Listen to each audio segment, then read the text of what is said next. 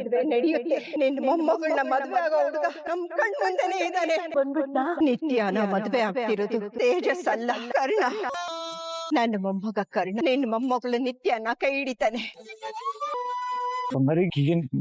ಏನ್ ಹೇಳ್ತಿದೀಯಾ? ನೋಡು, ಅವಳಿಗೆ ಏನಾದ್ರೂ ಆಗೋಕ್ ಮುಂಚೆ ನೀನು ಉತ್ತರ ಕೊಡ್ಬೇಕು. ಅವಳು ಉಸಿರೇನಾದ್ರು ನಿಂತೋಯ್ತು ಅಂದ್ರೆ ಆ ಕ್ಷಣನೇ ನನ್ನ ಉಸಿರು ನಿಂತೋಗುತ್ತೆ. ನಾನು ಅವಳ ಜೊತೆ ಹೊರಟೋಣ, ನಾನು ಅವಳ ಜೊತೆ ಹೊರಟೋಗ್ತೀನಿ.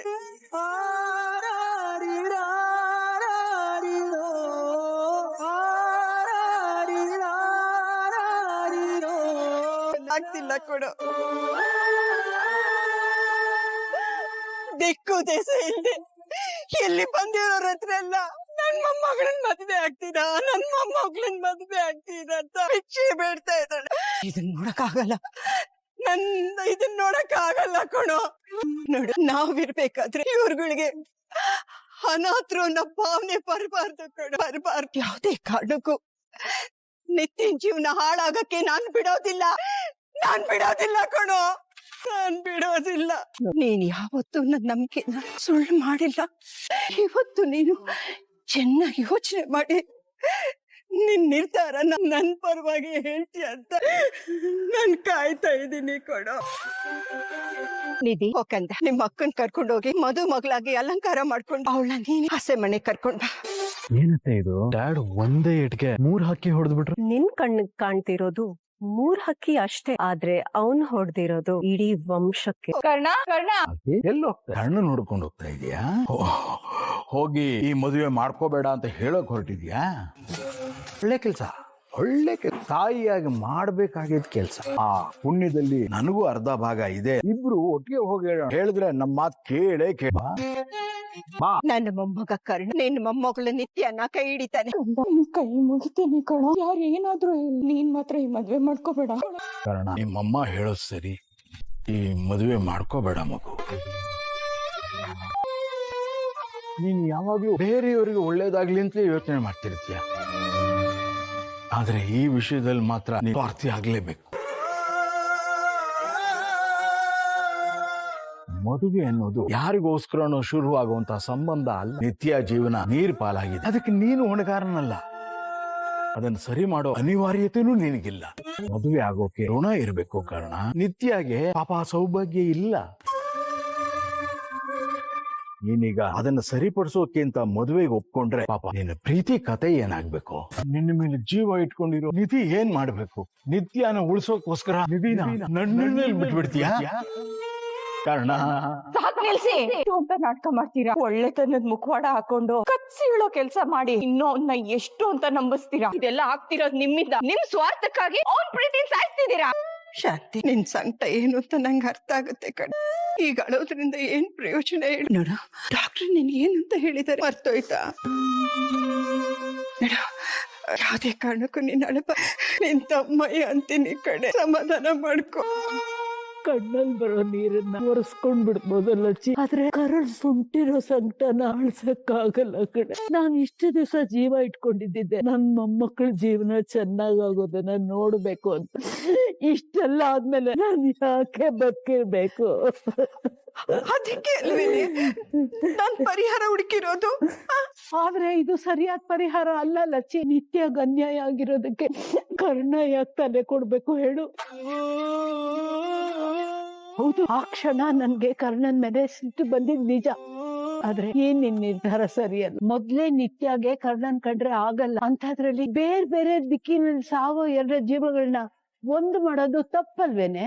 ನೋಡೆ, ಇದೆಲ್ಲ ವಿಧಿ ಲಿಖಿತ ಅಂತ ನಾವ್ ಅಂದ್ಕೋಬೇಕು. ಅವ್ರ ಹಣೆಯಲ್ಲಿ ಹೀಗೆ ಆಗ್ಬೇಕು ಅಂತ ಬರ್ತಿದೆ ಅನ್ಸುತ್ತೆ. ನೀನು ನನ್ ಮೊಮ್ಮಗಳ ಜೀವನ ಸರಿ ಹೋಗ್ಲಿ ಅನ್ನೋದನ್ನ ಮಾತ್ರ ನೋಡ್ತಾ ಇದೀಯ, ಆದ್ರೆ ನಿನ್ ಮೊಮ್ಮಗನ್ಗೂ ಒಂದು ಜೀವನ ಇದೆ ಅನ್ನೋದನ್ನ ಮರಿತಾ ಇದೆಯಲ್ಲ ಲಚ್ಚಿ. ನೋಡು, ನಿನ್ನ ಮೊಮ್ಮಗಳು ಜೀವನ ಸರಿ ಹೋಗ್ಲಿ ಅಂತ ನಾನ್ ದೊಡ್ಡತನ ತೋರಿಸ್ತಾ ಇಲ್ಲ ಕಣೆ. ಕರ್ಣನ್ಗೂ ತಂದು ಅಂತ ಒಂದು ಜೀವ ಬೇಕಲ್ವಾ? ನಿನ್ಗೊಂದ್ ಮಾತೇ ಇಲ್ಲ, ನಿನ್ನಿಬ್ರು ಮೊಮ್ಮಕ್ಕಳು ಬಂಗಾರದಂತವ್ರು.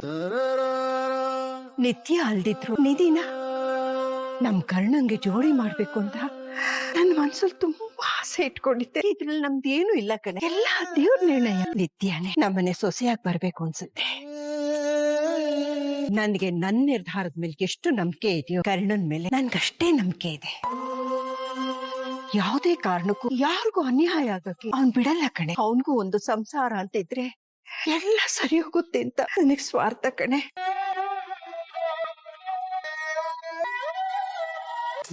ಅಳಸಲು ಅನ್ನ ತಿನ್ಕೊಂಡು ಬಿದ್ದಿದ್ದ ನಾಯಿಗೆ ರಕ್ತದ ರುಚಿ ನೋಡೋಷ್ಟು ಧೈರ್ಯ ಬಂತ. ಏನ್ ಮಾಡಕ್ ಹೊರಟಿದ್ಯಾ ನೀನು? ಕರ್ಣ ಸತ್ರು ಪರವಾಗಿಲ್ಲ ಅಂತ ನಿರ್ಧಾರ ತಗೊಂಡು ಸತ್ಯ ಹೇಳಕ್ ಹೊರಟಿದ್ಯಾ? ಹಾಗೆ ಹೇಳು. ಹೋಗೆ ಅವನಿಗಷ್ಟೇ ಅಲ್ಲ, ಮುದುಕಿ ಶಾಂತಿಗೂ ಹೇಳು, ನನ್ನ ಅಮ್ಮನಿಗೂ ಹೇಳು. ಧೈರ್ಯ ಇದ್ರೆ ಹಾಗೆ ಹೇಳೆ.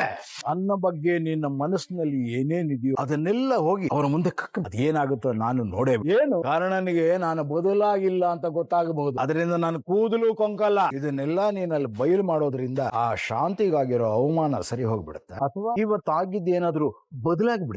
ಏನೂ ಆಗಲ್ಲ. ಆದ್ರೆ ನಿತ್ಯ ಮದುವೆ ಯಾರ ಜೊತೆನೂ ನಡೀಲಿಲ್ಲ ಅಂತ ಅನ್ಕೋ. ಕನಿಷ್ಠ 2 ಹೆಣ ಬೀಳ. ಒಂದು ಶಾಂತಿದು, ಇನ್ನೊಂದು ನಿತ್ಯದು. ಇವರಿಬ್ರು ಸತ್ತ ಮೇಲೆ ನಿಧಿ ಏನ್ ನಿರ್ಧಾರ ತಗೋತಾಳ ಯಾರಿಗೂ. ಮತ್ತೆ ಅದೇ ಪ್ರಶ್ನೆ ನಿಂಗೆ ಎದುರಿಗೆ ಬಂದು ನಿಂತಿದ್ದೇನು? ಸತ್ಯನೋ ಸತ್ಯದಿಂದ ಆಗೋ ಸಾವು ನಿರ್ಧಾರ ನಿನಗ್. ಇಲ್ಲ, ನಾನ್ ಕರ್ಣನ್ ಜೀವನ ಹಾಳಾಗಕ್ ಬಿಡಲ್ಲ. ಈ ಮದ್ವೆ ನಡಿಬಾರ್ದು.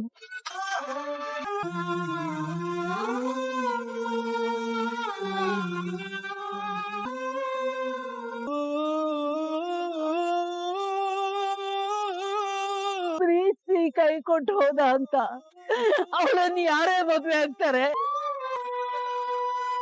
ಬೇಳೆ ಅವಳ ಉಸಿರೇನಾದ್ರು ನಿಂತೋಯ್ತು ಅಂದ್ರೆ ಆ ಕ್ಷಣನೇ ನನ್ನ ಉಸಿರು ನಿಂತೋಗುತ್ತೆ. ಅಕ್ಕ ಬಾರೆ, ಐ ಲವ್ ಯು ಕರ್ಣ. ನಾಳೆ ಇಷ್ಟೊತ್ತಿಗೆ ನಿನ್ ಮೊಮ್ಮಗಳು ತಾಳಿ ಕಟ್ಟಿಸ್ಕೊಂಡು ಮಹಾರಾಣಿ ತರ ಕಾಣಿರ್ತಾಳೆ.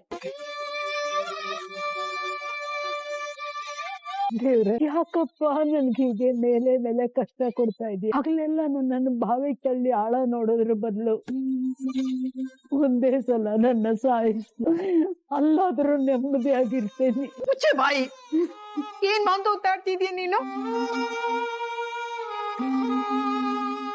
ಮತ್ತಿನ್ನೇನು ಲಚ್ಚಿ, ಈ ಕರ್ಮ, ಈ ಅವಮಾನಗಳನ್ನೆಲ್ಲ ಸಹಿಸ್ಕೊಂಡು ಇನ್ನೂ ನನ್ನನ್ ಬದುಕಿರುವಂತೆ.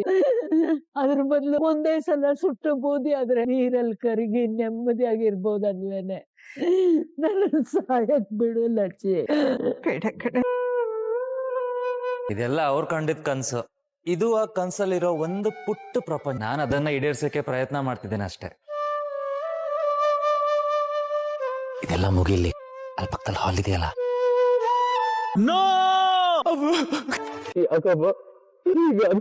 ನನಗೂ ಗೊತ್ತಿಲ್ಲ ಕಣ.